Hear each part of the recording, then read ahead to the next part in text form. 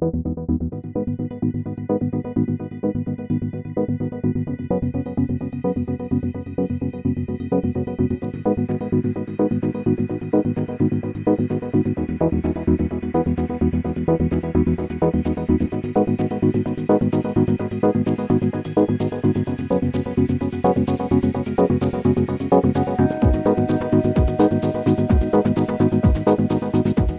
gonna start. We're gonna start by your first question. What unique opportunities are you seeing in Detroit right now? And do you want to start, Michael, on this one? Sure. One thing that I think is unique is that Detroit is one of the most affordable entry-level housing markets for a city our size in the country. And I think that's interesting. A lot of our employees bought houses in Detroit, fixed them up, and they can afford it on what we pay them, which isn't enough. But that's unusual compared to a lot of other cities where that's pretty much impossible. Well, for most. So I think that's a big thing, and I think that's expanding into neighborhoods. It's helping a lot of neighborhoods. So I like that. I mean, would you like to add a word to that? You've developed a lot of property yourself. So I'm thinking about this. So what's unique about? I love your answer about there is a lower barrier to entry in Detroit than there is in other markets. I think the city of Detroit, there's a wonderful, wonderful opportunity to be super creative in terms of the vast amount of land that the city has, right? And so, we all know that the city has strategic neighborhood areas, but now it just becomes, all right, I think this is a great ecosystem to be creative with capital stacks and tap into not just the central business district, but other areas. And I think once you kind of crack that nut, I think there's some great opportunity there. Yes, I agree. And to your comment, Michael, I know everyone in Detroit can become a developer. And we've seen it, our employees, your employees. I think the low barrier to entry, as you said, is fundamental in Detroit. This is really the playground for everyone. You can achieve your dream of, developing property here. David, did you have a comment? I think sometimes that dream can be a nightmare. Sometimes when it comes to developing certain properties, I do think, accessibility is a really interesting kind of word for where we're at. I think one great thing is Detroit has, a very kind of unique community around development. And we're seeing organizations I lead an organization called READ, stands for the Real Estate Association of Developers. We have a number of members here. It's an advocacy group for Black folks who are looking, or developers of color looking to get involved in the real estate game here, get involved in reinvesting in their neighborhoods, reinvesting in their communities, and connects them with the different resources. So there are a lot of resources around education for development and creative financial resources as well. I think one unique thing about Detroit specifically is the opportunity to develop differently than other cities who've experienced hyper-gentrification due to increasingly rapid asset values. Here, we have an opportunity to turn a lot of folks who are renting property into owners. We've been successful doing that across our portfolio and really creating a more diverse group of developers who have, who live in the neighborhoods, have a better understanding of what the communities actually need, and kind of creating resources and environment around them to support them economically.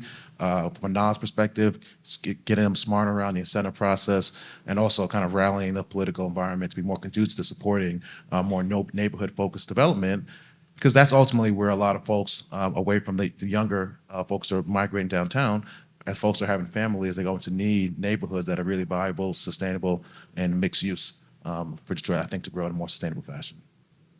Yeah, I agree, David. I was actually just talking to a developer in a room 5 minutes ago and talking about a future project. And the first question we're asking ourselves is, what are going to be the taxes? What are we going to do about taxes? And the tax question will drive the development of many units. What kind of units for sale, for rent? purely based on the tax constraint that we want to avoid excessive taxes. So it drives development right now in the city, absolutely. Are we ready for the next question? Yes. So the next question is, how will an increase in multifamily housing, affordable or market rate, affect the city? So, Amin, I'd like you to start on this one, if you'd like. Well, an increase in housing, it depends, right? So I'm not only a developer, I'm an owner, and I'm also a fund manager. And they're three completely different hats. And so if I'm a fund manager, if I put my fund manager hat on, I'm gonna look at the city of Detroit and I'm gonna say, dang, there's a lot of land. You know, it seems like every parcel is dirty, so I can go and get some brownfield or something. And that's how I mitigate my taxes or TIF. But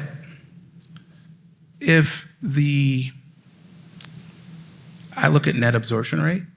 So I look at how many people come into Detroit, how many people are in Detroit at the beginning of the year versus how many people are in Detroit at the end of the year or in a certain PMA, right? And if that net absorption rate is positive, well, then there could be some opportunity for development. My concern has been in the city of Detroit that I'm seeing a huge supply of housing happening that might be beating the positive growth rates or the demand. And so now you got to kind of say, all right, well, what is real and what's not?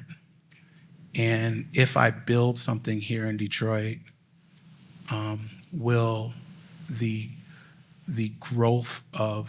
net absorption be positive? And so that's kind of how I think about it. So yes, an increase of housing supply in the city of Detroit is wonderful, absolutely wonderful for the residents. From an investor standpoint, it depends on where I want to build, where the housing is, what's going on in that area, and how dirty the land is. You see what I'm saying? So that's how I look at it. Elizabeth, did you have a comment on this? Yeah, I think I agree with everything Amin said, and I was just also going to add, it's really neighborhood by neighborhood, right? Like Detroit is very big, 139 square miles. Every neighborhood has its own challenges and needs. So in some areas, there might be a demand for significantly affordable housing. In other areas, market rate would make more sense. So I think it is very, very case by case as well. I think I liked your point about how for residents, more housing, across the board generally should be good. Maybe we'll bring costs down for them and provide quality places to live. But of course, the investment market's a bit more complicated, but each neighborhood is unique. Yeah, what we've observed is that each neighborhood is its own sub-market and its own dynamic. So as you said, some neighborhoods need affordable housing and some others need, market rate. And in the market rate, the additional supply will balance with the demand and then will stop kind of the inflation of rents that we have seen, especially since COVID. So there's dynamics in every neighborhood, and that's kind of a way to avoid the extreme gentrification that you were talking about as a danger.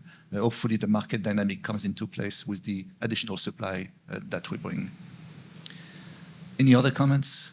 Yeah, I agree. It's all hyper-local stuff in terms of where the housing, what type of housing, what balance in housing typology that you want to get. But I think it is really critical also that everybody pay more attention to what you're doing on the ground floors of a lot of these buildings. We have way too many affordable housing developments that don't have commercial built in or have I'm building a community room. Okay, that's just, I'm not doing commercial and taking that risk, right? So you're not going to really build the walkability. You're not going to build the desirability. You're not going to build a community, any of it, if you don't risk some money on bringing in the amenities along with the housing in certain locations where you have the best opportunity for really generating sort of a local economy And, that's kind of what's happening around Detroit in various nodes, but needs to happen at a bigger scale. We just have a few minutes left, so we're going to go quick through one more question. What projects are you the most excited about happening right now? There are a lot, so I can think of something exciting happening in every neighborhood. Maybe that Sue listed off when we were talking about what was happening, but this might be a kind of boring perspective, but I get really excited when visions from like 5 to 10 years old are finally realized over time. We've been talking a lot about all the coordination that it takes to get projects done in Detroit, and we have just barely scratched the surface.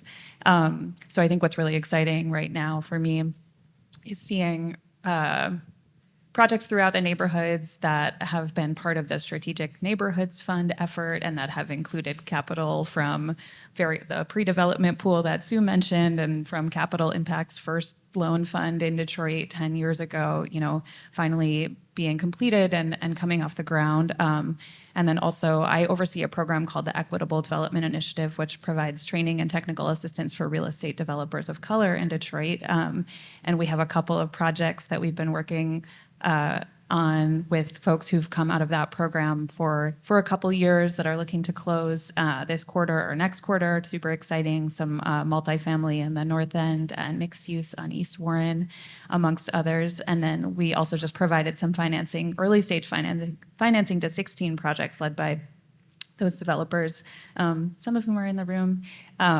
That will be constructed. I don't know, what's the construction timeline these days? 3 years, 4 years, 5 years? A couple years from now. So very, very excited about those as well. But I just think there's so many interesting, unique projects throughout the neighborhoods that are really trying to meet the needs of residents. And like thinking back to the question about attracting new visitors, I think it's all part of the same package, right? Like I love to see projects that are really trying to meet a neighborhood need that has been missing for a while. And those, when done right, will bring in new residents as well.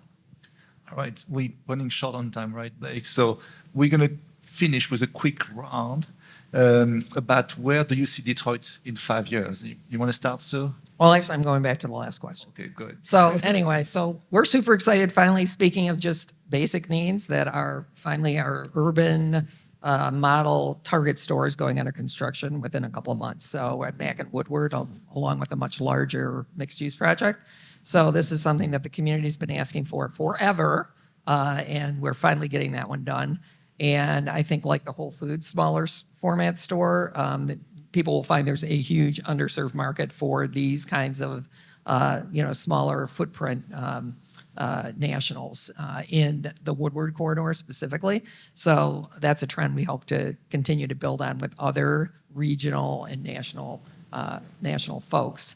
And then right around the same areas where the new AC Hotel is now in closing calls, so that should be going with the renovated Bonstel, which will be the event space. And then there's the Woodward West that got done across the street that saw phenomenal leasing activity there on the residential and on the commercial side both. So, I think that whole little area, I think is something that in 5 years from now is really going to be kind of ground zero for the corridor.